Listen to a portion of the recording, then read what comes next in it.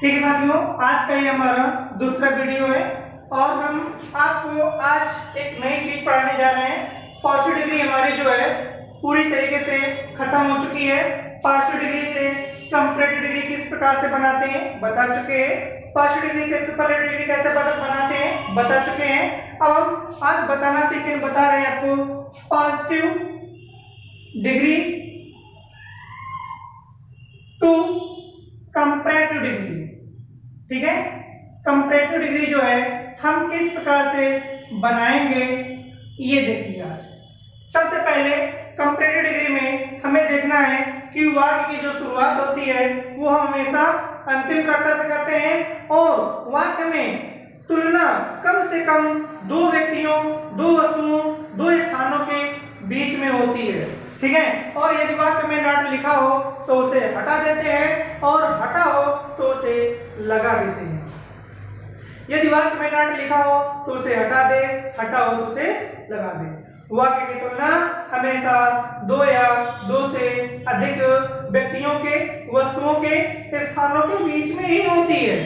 ठीक है, और वाक्य की शुरुआत हमेशा हम अंतिम कर्ता से ही करते हैं। ठीक है, आगे देखिए। अब हम एग्जाम्पल की ओर बढ़ते हैं। ये हमारा है पास्ट डिग्री। ठीक है,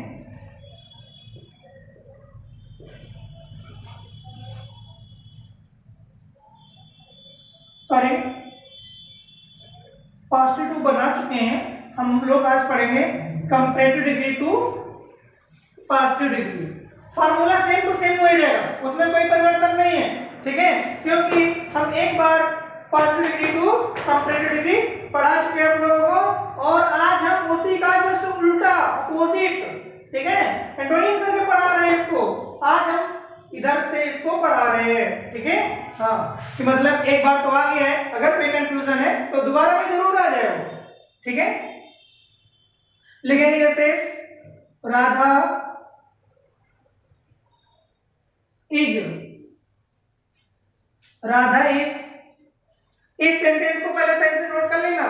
Radha is taller than, taller, Radha is taller than I।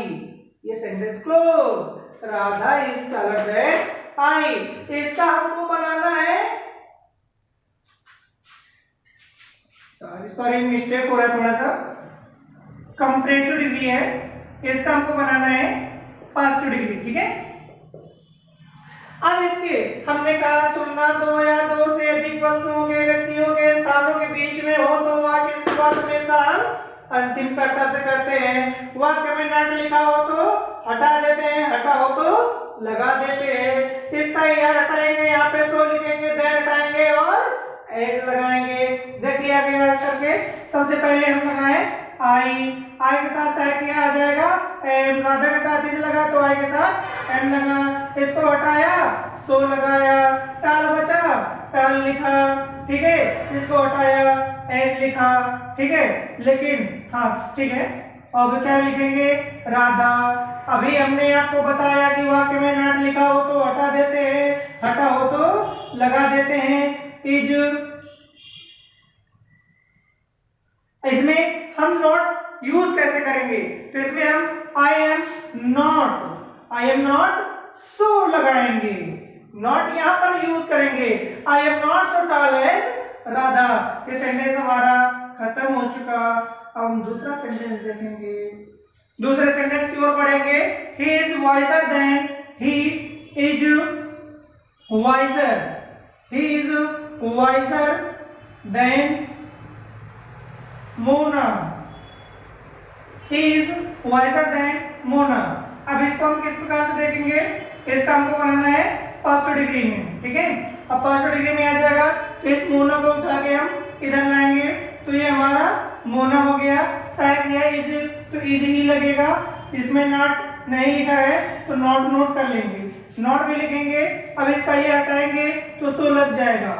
Wise बचा तो वाइज लिख लेंगे। ठीक है, देन को हटाया, एस लगाया, अब हमारा ही बचा तो हम इनको ही लिख देंगे। अगला सेंटेंस साथ में नोट करते जाइएगा, आगे नोट करने के लिए सोचिएगा कि बाद में इकट्ठे नोट कर लेंगे। फिर इसके बाद the fox is not CLEVER the fox is not cleverer than Moni the fox is not cleverer than Moni। इस सेंटेंस को हम जस्ट इसी तरीके से बनाएंगे पॉजिटिव डिग्री में। उधर से हम लाएंगे क्या, मोनी। आई होप दैट सभी लोगों के समझ में आ रहा होगा, ठीक है। हमने अभी बताया कि वाक्य की शुरुआत हमेशा अंतिम कर्ता से करते हैं, तो अंतिम कर्ता से कर लिया मोनी के साथ में इसमें सहायक लिया, इज लगा तो इज भी लगा लिया। वाक्य में नॉट लिखा हो तो हटा दे, हटा हो तो लगा, इसमें लगा है इसलिए हम इसमें हटा देंगे, इसको हटाएंगे, सो लगाएंगे। क्लेवर बचा, क्लेवर लिख लेंगे, क्लेवर लिख लिया। अब इसको देन हटाया, एज लिखा, अब क्या बचा, द फॉक्स हो गया। इस तरीके से हम अपने सेंटेंस को बनाएंगे। इसको चाहे आप स्क्रीनशॉट कर लें, बाद में नोट कर लीजिएगा, चाहे एक साथ आप जल्दी से इसको नोट कर लें तो हम आगे बढ़ें। नोट कर लें जल्दी से, सबसे अच्छा है कि स्क्रीनशॉट कर लें सभी लोग।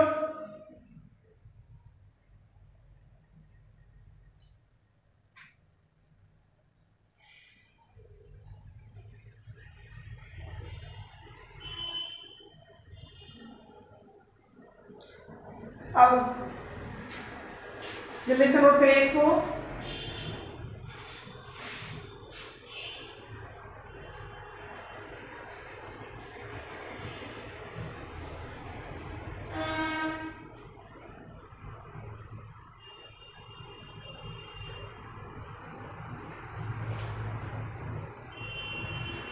एक सेंटेंस और देख लीजिए जल्दी से। यदि वाक्य में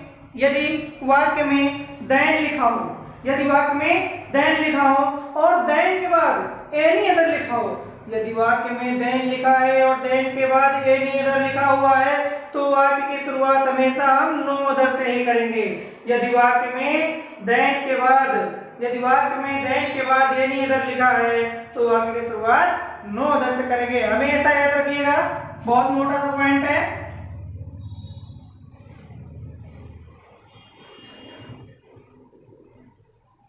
कंपैरेटिव डिग्री है। अब इसको हम सबसे पहले लिखेंगे he is weaker then any other student. ये सेंटेंस हम इस तरीके से बनाएंगे। अब इसका हम सेंटेंस बनाएंगे पॉजिटिव डिग्री पे। अब इसको हम बनाएंगे कैसे, जैसे अभी हमने आपको बताया कि वाक्य की शुरुआत कहां से करेंगे। यदि देन के बाद सेंटेंस में एनी अदर लिखा हुआ है तो वाक्य की शुरुआत कहां से करेंगे, नो अदर से। नो अदर क्या हुआ है, इसमें स्टूडेंट लिखा हुआ है, नो अदर स्टूडेंट। अब इसके बाद इसमें हम क्या कर लेंगे, सहायक लगा लेंगे, इज हो जाएगा। इसमें इसका ईआर हटाया, सो लगाया, वीकर का वीक बचा तो वीक लिख लिया, ठीक है, इज हो गया।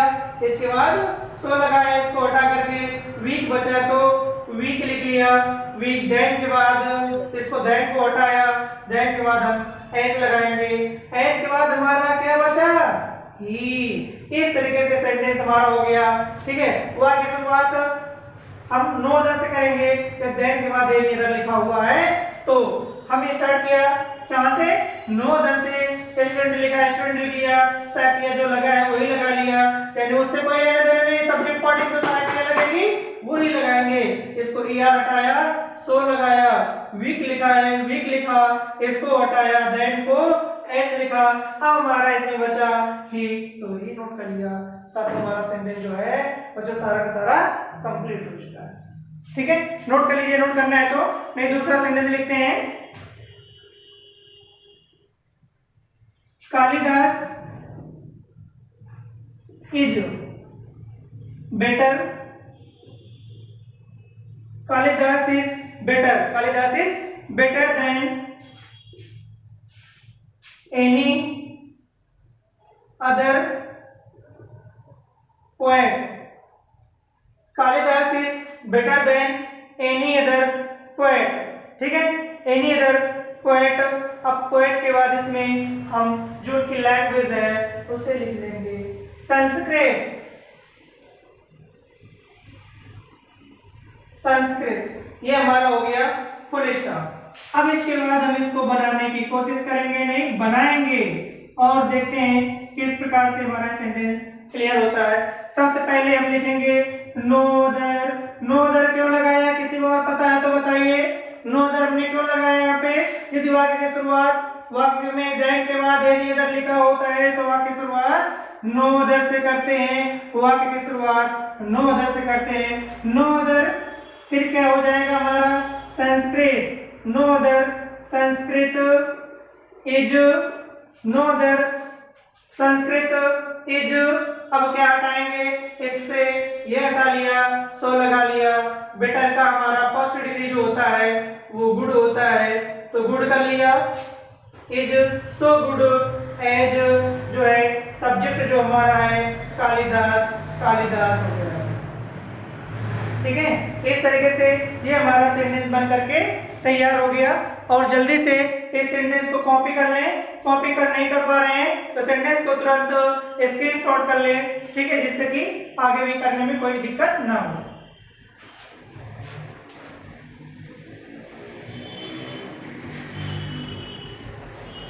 अब अगला सेंटेंस इसमें नोट करिएगा, यदि दैन के बाद मोस्ट अदर लिखा हुआ है, यदि दैन के बाद मोस्ट अदर लिखा हुआ है, दैन के बाद अगर मोस्ट अदर लिखा हुआ है तो हमें क्या करना चाहिए?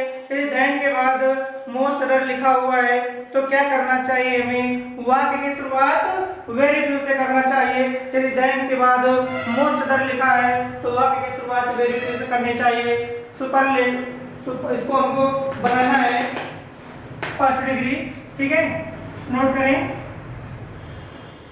कंपैरेटिव डिग्री, ठीक है। इस सेंटेंस में हम लिखेंगे the red fort, the red fort is more beautiful,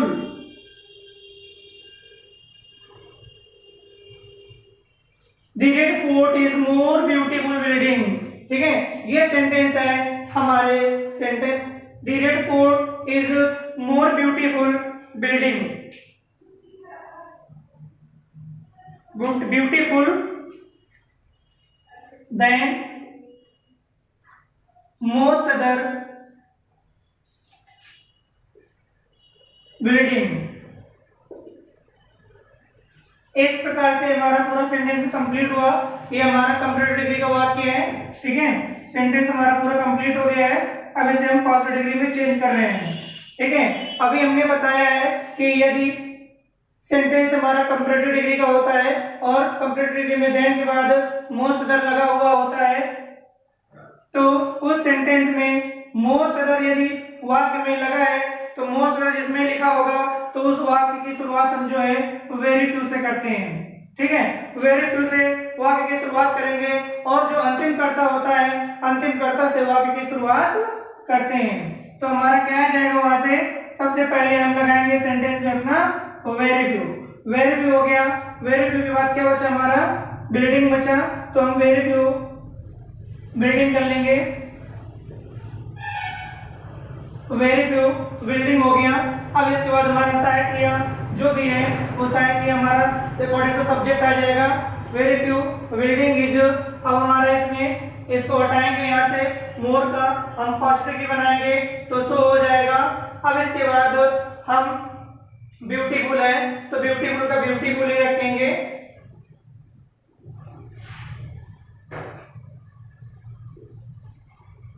beautiful हो गया। अब हमको लगाना क्या है, एज। जो बचा हमारा क्या बचा, the red fort, the red fort उसी तरीके से हम पूरा का पूरा कॉपी कर लेंगे, ठीक है। इस तरीके से हम इस सेंटेंस को बनाते हैं। अब ध्यान से फिर से पूरा फॉर्मूला नोट कर लीजिए, चेक करिए, देखिएगा ध्यान से।